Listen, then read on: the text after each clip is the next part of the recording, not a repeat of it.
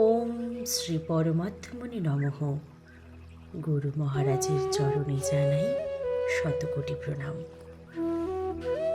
আমাদের ইন্দ্রিয়গণ মন দ্বারা বশীভূত, আর যিনি ইন্দ্রিয়গণকে জয় করতে পেরেছেন তিনি ইন্দ্রজিৎ। রামায়ণে রাবণ পুত্র মেঘনাদ তার যোগের প্রভাবে ইন্দ্রিয়গণকে জয় করেছেন, তাই তিনি ইন্দ্রজিৎ। রামের ভাই লক্ষ্মণ, তিনি বিষয় ভোগ ছেড়ে বৈরাগী হয়ে দাদা রামচন্দ্রের সঙ্গে 14 বছর স্বেচ্ছায় বনবাসী হয়েছেন, ব্রহ্মচর্য ব্রত ধারণ করেছেন। রাবণ বংশ ধ্বংস করতে ইন্দ্রজিৎকে বধ করেন হনুমানের সহায়তায়। রাবণকে যুদ্ধে পরাজিত করে সীতা দেবীকে উদ্ধার করেন।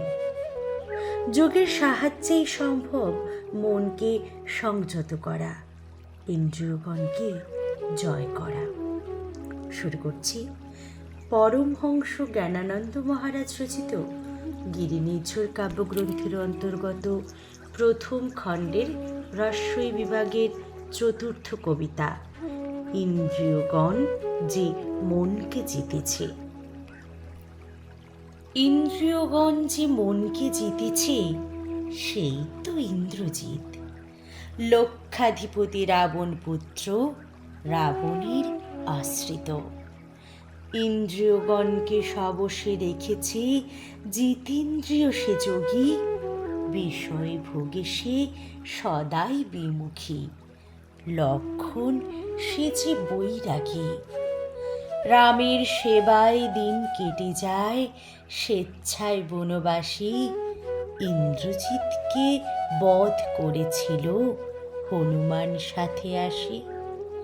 ভাই লক্ষণ বনবাসে গিয়ে ব্রহ্মচর্য ব্রতধারী, উপবাস থেকে কাটালেন কাল অমর কীর্তি তারি। বিনিদ্র রজনী কেটে গেল তার অখণ্ড জাগরণ, রাবণ বংশ ধ্বংস করার এ ছিল সে আয়োজন। কামরূপ দুরাসদ রাবণকে সেই তো বোধিতে পারে, রামের সহিত যোগযুক্ত হয়ে দিনরাত সেবা করে।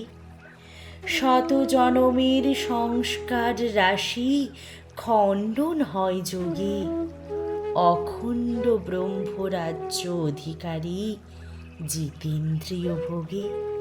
হরি ওম তৎসৎ।